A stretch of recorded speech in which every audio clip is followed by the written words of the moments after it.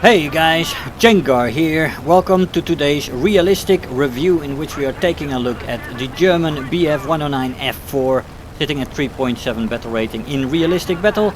And as you've noticed, this match again begins with a team killer. One Piece fan over there was so frustrated, or I think he was, that he decided to start shooting at my unsuspecting teammates. And he already shot one down. A guy who came down to shoot at him crashed himself into the ground in his ferociousness to try to shoot down this team killer. And here goes the Ju-88 as his second target, and he goes down himself by Kuma in the end, the guy who crashed himself into the ground. But the end of this mess is that 4 of our team were killed and we still had to fight the enemy with 4 players less. Of course, we tried to make the best of the situation. Now, in the beginning of this match you will notice that my aim is a little bit off. This is mainly due to me flying French planes for the last 3 weeks, and this is my first match back with German MG 151 cannons, and it went pretty well, I have to say, but the first few encounters were off and I spoiled a little bit of my ammo because of that, and that's gonna have consequences for the end of them. But let's see how we do. Let's go into the plane a little bit first. The maximum speed of this plane is 514 kilometers an hour at sea level, 483 kilometers an hour at 4500 meters, and 450 kilometers an hour at 6500 meters. Now at sea level this plane isn't super fast compared to other planes, but at the higher altitude it's definitely a fast plane.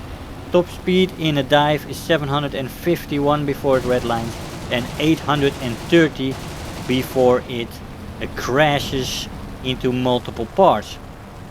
That is quite nice, the dive speed. With that does come some control stiffening though, and that compression really becomes bad at 650. It already starts at 500 kilometers an hour, but at 650, aside from the roll rate already starting at 500, the elevator also starts to be stiffened, and that goes pretty quickly. At 700 it's already severe control stiffening on the elevator, and you will have trouble coming out of dives. So don't push your dives above 700 and getting close to the ground. That combination can be lethal for you. The stall speed in this plane is 165 kilometers an hour, which is quite nice. Firepower on the plane may seem lacking with only 120mm and 2 small machine guns, but it is actually quite good. The 20mm MG 151 cannon has 200 rounds, which is adequate ammo to finish any match, and it has Minengeschoss shells, and especially the air target belt is very good. The stealth belt is also good, but yeah, I like the air targets. The 2x 7.92mm MG17 machine guns are also very nice with 500 rounds per gun, and they do provide some consistent firepower on the side of that 20mm. I used universal for the machine guns and air targets for the 20mm, and I used an 800-meter convergence with all nose mounted guns. The acceleration in a dive is great in this plane, very nice. The energy retention is excellent both in the horizontal and in the vertical, and the climb rate in the plane is also excellent at this battle rating. The turn time is actually still quite good, especially with the flaps, which only rip off at 530 kilometers an hour, so you will only actually rip them off in a dive most likely. The roll rate in the plane is pretty good as well, and the maneuverability, the overall maneuverability in the plane is very good. I mean, it will still lose against dedicated turn fighters, but it can hold its own against most of the fighters that it faces, and it can surprise a lot of those planes. It can even surprise some of the dedicated turn fighters, depending on what kind of pilot is in the seat of both planes. The plane also has some overheating.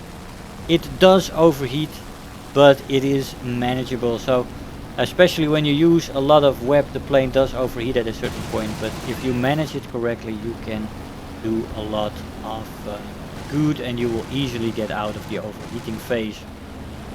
Now with the last with the last 10 of our cannon rounds, we do crit this SB2C. With the machine guns, we follow it up with a few hits on the plane, and he's heavily smoking. Seems to be going down, but he is not down yet. He pulls out of his dive there, and he's getting close to the ground. An ally comes in, doesn't get the kill, and I'm gonna try to finish him off now with my machine guns, which are the only thing that I have left. We do get a fire on the engine, which is quite nice, and that is the death blow on the plane, securing me my ace. I have 30 machine gun rounds left, but look at our tickets right now. They do not look good. We still have a B-34 there, and we have 2 more attackers or bombers at the base. So the last 3 planes that are left in the enemy team are all ground attackers and capable of carrying lots of bombs into our areas, and that is not good. We don't want that.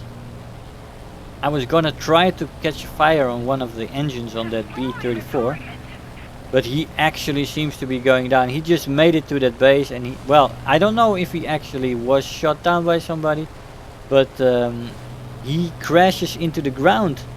And maybe he just threw his bomb and decided the match was enough for him and crashed himself into the ground, like happens so often these days. You never know.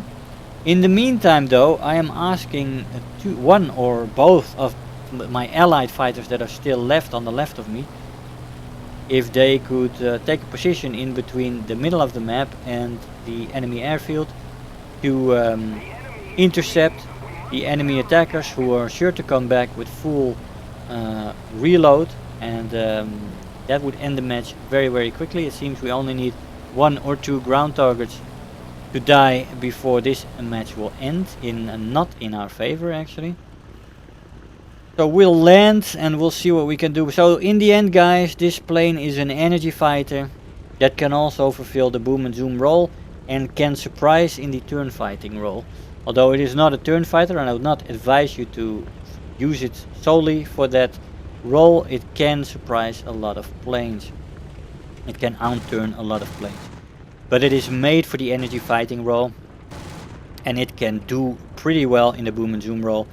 The main reason why it's not purely a boom and zoomer is because of the severe control stiffening above 650 kilometers an hour. At the end of the dive, the plane is not fantastic, as we saw the beautiful underbelly of that BV-238 as he came by from his reload, and indeed 1 heavy tank hit means we are done in this match. We got an ace, but we could not turn it around thanks to that team killer.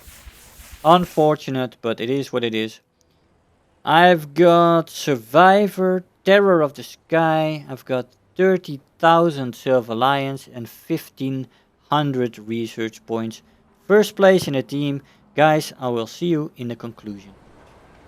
Hey guys, so here we are after the match. A lot of fun this plane. This is actually my most flown BF-109. I have my most kills in this one, but I never got around to making a video on it until now, and yeah, it's a good moment I guess.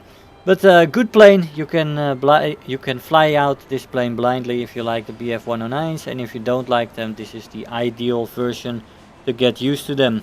Although you could also take the F1. I also have a review on that one, also an excellent plane. And it comes earlier in the tree as well, so that's good. Anyway, this experience again ruined by a team killer. I wasted a lot of ammo myself on the initial encounters.